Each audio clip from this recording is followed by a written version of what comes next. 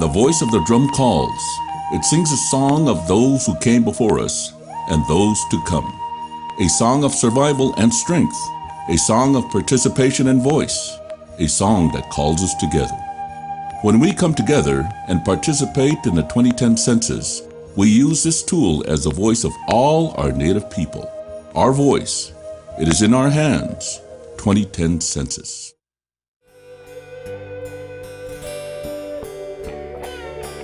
Okay, let's get going then, and welcome to this edition of the Native News Update on this Thursday, March 25th.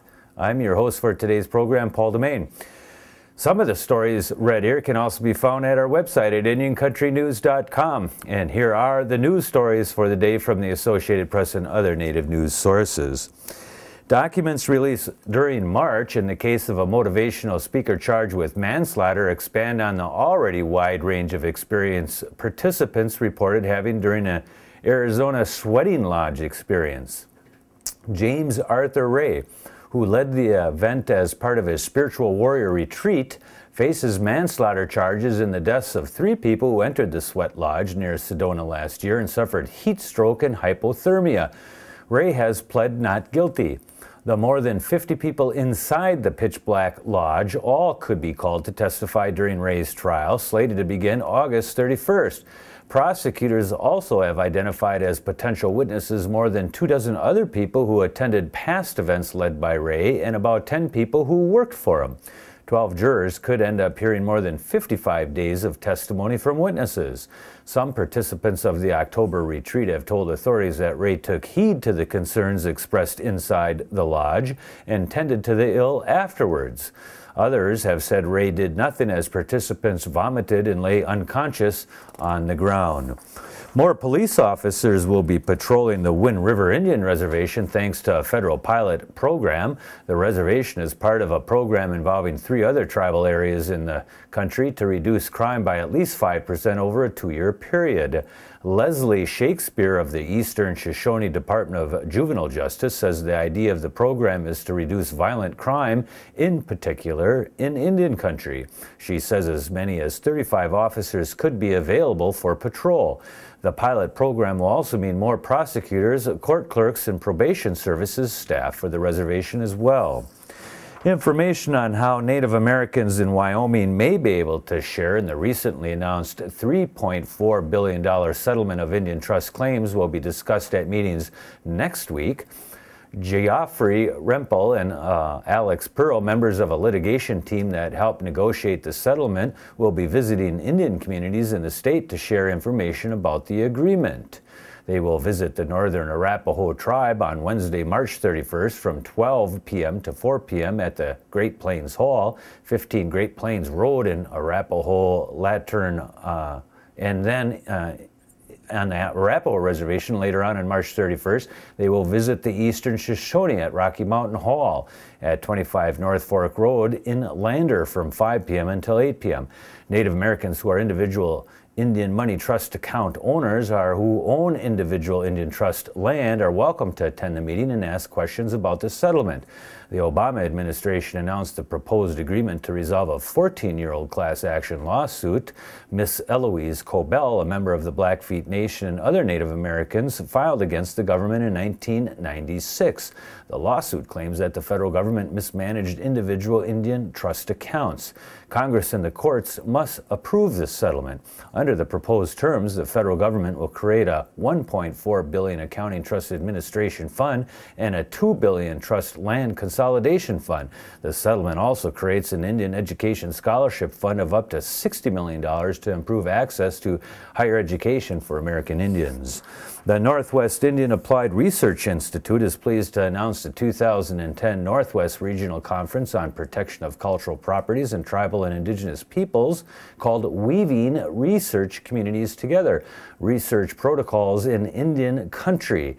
The event will take place on April 16th on the campus of the Evergreen State College at the Longhouse Cultural and Education Center from 9 a.m. through 5 p.m. And if you want more information on what's going to occur during that day, you can go to the online registration, which is available at nwindian.evergreen.edu, and we'll put that URL up on the screen for you to be able to write down. At a meeting on March 24th, the Lake Huron First Nations reaffirmed their support of the Lake Huron Anishinaabeg Transmission Company to develop the new electrical transmission infrastructure in Ontario, Canada. On behalf of the Board of Directors, I am pleased to say that the Lake Huron Anishinaabeg Transmission Company has made another significant step towards becoming a strong and capable transmitter of electricity in the province of Ontario, said Lake Huron Regional Grand Chief Isidore Day. The Grand Council Chief of the Anishinaabe Nation Union of Ontario Indians offered his encouragement and support to the Lake Huron Anishinaabeg Transmission Company as well, saying this: Lake Huron treaty leaders are pursuing opportunities in the establishment and ownership of major hydro transmission lines. This is in line with the vision of Chief Shingwak and other ancestors of how the future would unfold in establishing a sustainable economy that will alleviate poverty and create economic prosperity for our future. And that is according to Grand Council Chief Patrick Madabi. Seattle author Sherman Alexie has won the Penn Faulkner Prize for Fiction for his short story collection War Dances. The Penn Faulkner Foundation announced March 23rd that Alexie will receive the $15,000 prize for the collection in Washington, D.C. on May 8th. The 43-year-old's collection touches on everything from parenthood to the September 11th attacks. The prize was established in 1981 and has been won by Philip Roth, E.I., Doctorow, and others. Alexie's The Absolute True Diary of a Part-Time Indian won the National Book Award for Young People's Literature in the year 2007. And today we have a little bit of an editorial commentary regarding putting your hands out with our guest Marty Curry, who's stuck on an island in Lake Superior, and that island's called Madeline. Bonjour, news from Indian country. How are you doing? This is Musquagish calling to you from Manawanna-Coningmanis up here, Madeline Island. And strange things are happening as the snow melts. So I prayed the other day, what could I do to help my people out? And it turns out that these corporations are getting all their money because they got giant hands. So I pray to the Creator, and I say, what can I do to help out? And I wake up this morning, and I have these giant hands. I'm like, oh, Creator, thank you very much. Let me put these hands out and advocate on behalf of my people, the Indian people everywhere, indigenous people everywhere, to give them what they're entitled to. Paul, I think this is a great thing. Watch for this in the future. These big hands could come into play. Miigwech, I will talk to you soon. Bamapi. Oh. And that is the latest roundup of news from Indian country. On this edition of the Native News Update, we want to thank you for joining in. Come again soon. Miigwech.